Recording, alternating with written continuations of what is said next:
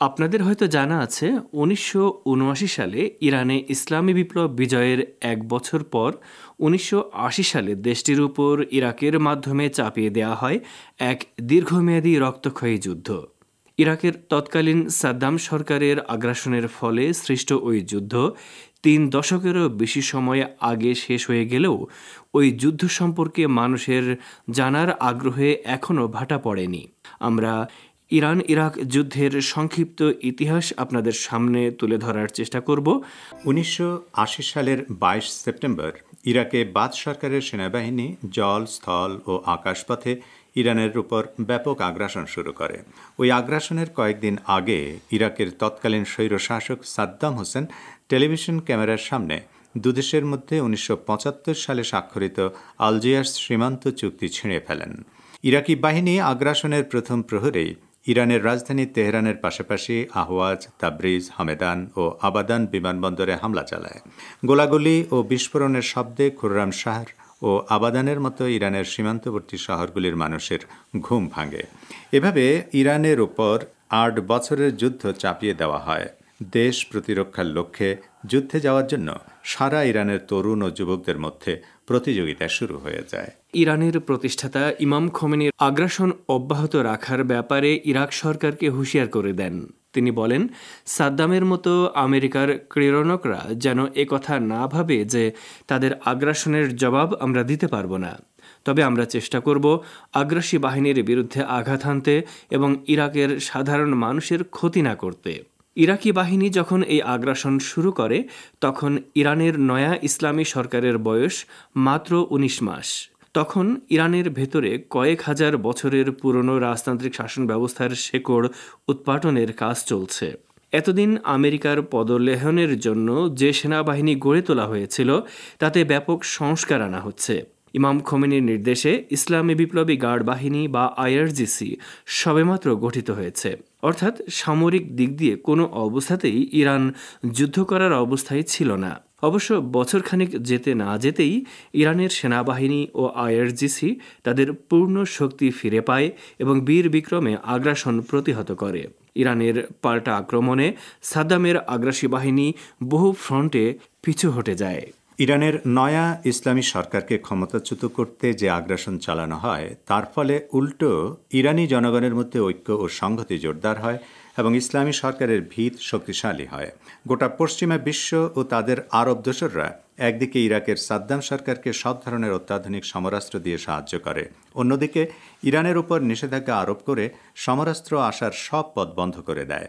এই অবস্থায় ইরানি জওয়ানরা ন্যূনতম সমরাস্ত্র ও রসদ নিয়ে ইতিহাসের নজিরবিহীন প্রতিরোধ গড়ে তোলেন। আগ্রাসী বাহিনীর হাত থেকে মাতৃভূমি রক্ষা করার লক্ষ্যে হাজার হাজার ইরানি জওয়ান বুকের তাজা রক্ত ঢেলে দেন। ইরানের ইসলামী সরকার ব্যবস্থাকে উৎখাত করার লক্ষ্যে তৎকালীন প্রাচ্য ও পাশ্চাত্যের সকল শক্তি যখন ইরাক সরকারের পেছনে ঐক্যবদ্ধ, তখন ইরানি জনগণ এককভাবে তীব্র প্রতিরোধ গড়ে তুলে নিজেদের শক্তিমত্তার জানান দেয়। যুদ্ধের প্রথম বছরে আগ্রাসী বাহিনী ইরানের সীমান্তবর্তী কিছু এলাকা দখল করে নিলেও দ্বিতীয় বছর থেকে ইরানি সেনাবাহিনী আগ্রাসী সেনাদেরকে সীমান্তের ওপারে হটিয়ে দিতে সক্ষম হয়।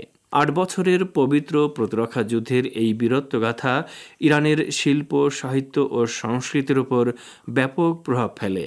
ইসলামী বিপ্লবের পর ইরানে যতগুলো নামকরা সিনেমা নির্মিত হয় তার প্রায় সবগুলো ৮ বছরের ওই যুদ্ধের কাহিনী অবলম্বন করে নির্মিত হয়েছে। ৮ বছরের ওই যুদ্ধে বিশ্বের ৫৮টি দেশ একযোগে ইরাকের সাদ্দাম সরকারকে পৃষ্ঠপোষকতা দেয়। এমনকি বহু দেশ থেকে যুবকরা সরাসরি এসে সাদ্দাম বাহিনীর হয়ে যুদ্ধে অংশ নেয়। ফলে ইরানে যে অসহায় অবস্থার সৃষ্টি হয় তা ইতিহাসে বিরল। এই অসহায়ত্ব ইরানি জওয়ানদের মরিয়া হয়ে আগ্রাসী বাহিনীর বিরুদ্ধে প্রতিরোধ গড়ে তুলতে উদ্বুদ্ধ করে। গোটা বিশ্বকে বিস্মিত করে ইরানি সেনাবাহিনী যে অকুতোভয় লড়াই করে তার ফলে ৮ বছরের যুদ্ধ শেষে ইরানকে ১ ইঞ্চি ভূমিও হাতছাড়া করতে হয়নি। উল্টো ইসলামী বিপ্লবের মাধ্যমে ইরানের নব্য প্রতিষ্ঠিত সেই ইসলামী সরকারের হাত শক্তিশালী হয় এবং মধ্যপ্রাচ্য সহ গোটা বিশ্বে একটি প্রবল শক্তি হিসেবে আত্মপ্রকাশ করে। আঞ্চলিক ও আন্তর্জাতিক অঙ্গনে ৮ বছরের ওই যুদ্ধের প্রভাব কারো অজানা নয়। দ্বিতীয় বিশ্বযুদ্ধের পর তখন পর্যন্ত আর কোনো যুদ্ধ এত বেশি প্রভাব বিস্তার করতে পারেনি। বিগত 400 বছরে ইরানের সঙ্গে ওসমানীয় সাম্রাজ্যের কয়েক দফা বড় ধরনের যুদ্ধ হয়, কিন্তু সেসব যুদ্ধের সঙ্গে এবার গোটা বিশ্ব সাদ্দামের মাধ্যমে ইরানের উপর যে যুদ্ধ চাপিয়ে দেয় তার তুলনা চলে না। তবে কেন সাদ্দামের নেতৃত্বাধীন ইরাকের বাথ সরকার ইরানে আগ্রাসন চালিয়েছিল তা নিয়ে বহুমুখী জল্পনা রয়েছে। কেউ কেউ সীমান্ত সমস্যার কথা বললেও বেশিরভাগ কৌশলগত বিশ্লেষকের মতে ইরাক ও ইরানের মধ্যে সীমান্ত বিরোধ বহু বছরের পুরনো এবং এটি এমন কোনো বিষয় ছিল না যা নিয়ে যুদ্ধ করা যায়। কিন্তু সাদ্দাম সরকার গোটা ইরান দখল করার প্রবল আকাঙ্ক্ষায় সীমান্ত বিরোধকে অজুহাত হিসেবে ব্যবহার করে। প্রকৃতপক্ষে 1979 সালে ইরানে ইসলামী বিপ্লব হওয়ার পর বিশ্বব্যাপী যাতে এই বিপ্লবের প্রভাব ছড়িয়ে পড়তে না পারে এবং অন্যান্য দেশের ইসলামী আন্দোলনগুলো যাতে এই বিপ্লব থেকে অনুপ্রেরণা না পায়, সে লক্ষ্যে ইরানের উপর ওই যুদ্ধ চাপিয়ে দেওয়া হয়েছিল। ইরানের ইসলামী বিপ্লব আঞ্চলিক ও আন্তর্জাতিক অঙ্গনের বহু হিসাব নিকাশ ওলটপালট করে দিয়েছিল, যার ফলে আমেরিকা ও তৎকালীন সোভিয়েত ইউনিয়নের মতো দুই পরাশক্তিরই ক্ষতি হয়। কাজেই পরাশক্তিগুলোর ক্ষুব্ধ প্রতিক্রিয়ার জের ধরে ইরাকের বাথ সরকার ইরানে আগ্রাসন চালায়।